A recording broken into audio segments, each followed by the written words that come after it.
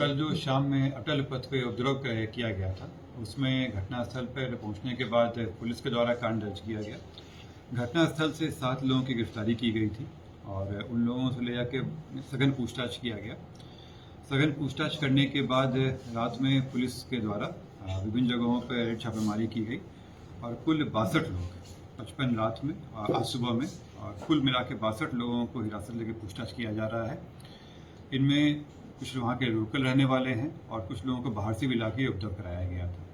इस पूरे मामले में जो 2 मेन षड्यंत्रकर्ता थे वो वहाँ के लोकल वार्ड पार्षद टूटू नाम से हैं।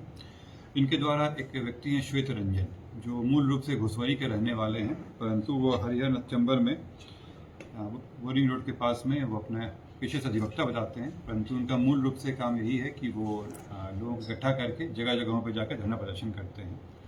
इसमें टूटू के द्वारा उनसे संपर्क किया गया था 1 हफ्ता पहले और उनके बीच में हुआ था कि इसको एक बड़ा राजनीतिक तुल दिया जाना है और इसी क्रम में जब लोग कुछ दिन पहले भी घटना करने की कोशिश किए थे, परंतु वो हो नहीं पाया था।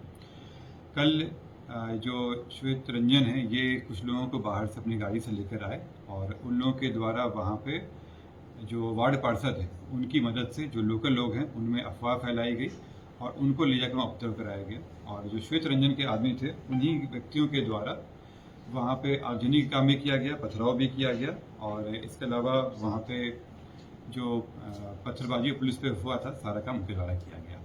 इसमें वहाँ की कुछ महिलाओं भी सम्मिलित थी जिनको गिरफ्तार कर लिया गया है। इसका जो वार्ड पार्षद थे उनका मूल मकसद इसका राजनीतिक लाभ उठाना था और वो चाह रहे थे कि इसमें अपना टीम बनाया जाए और जो श्वेत रंजन है उनको उसमें पैसे भी दिए गए थे।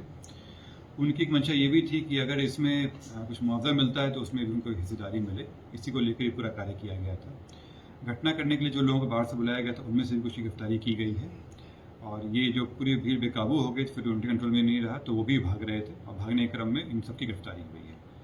जो दोनों मुख्य षड्यंत्रकर्ता हैं उनकी गिरफ्तारी हो चुकी है। इसके अलावा जो 62 अन्य लोग हैं उनको भी पूछताछ के लिए लाया गया है।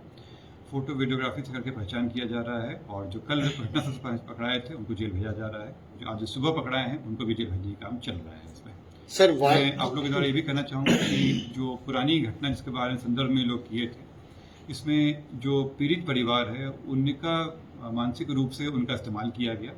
उनको भी जानकारी नहीं थी कि इस तरह का षड्यंत्र किया जा रहा है। वो बाहर से आए और उनको तुरंत उस भीड़ पहले से इकट्ठा की गई थी, उनको लाया गया। उनको भी जानकारी नहीं थी कि इसका इस तरह से किया जाएगा। पुलिस के द्वारा उनके साथ जो भी पोस्टमार्टम रिपोर्ट आया सब साझा किया गया था। मेरे द्वारा आप लोगों को भी बताया गया है इसमें कि क्या चीज़ घटनाएं हुई हैं, किस तरह की चीज़ें रिपोर्ट आई हैं। हत्या का अभी तक पुष्टि नहीं हुई है। बिना हत्या की पुष्टि इसमें आगे जब तक रिपोर्ट कंप्लीट नहीं आ जाता है कार्रवाई नहीं की जा सकती है। जो प्रिलिमिनरी रिपोर्ट आया है उसमें हत्या की पुष्टि नहीं है। ये बात उसके परिवार वालों को भी बताई गई थी और वो पुलिस के जो अनुसंधान है उससे संतुष्ट भी है।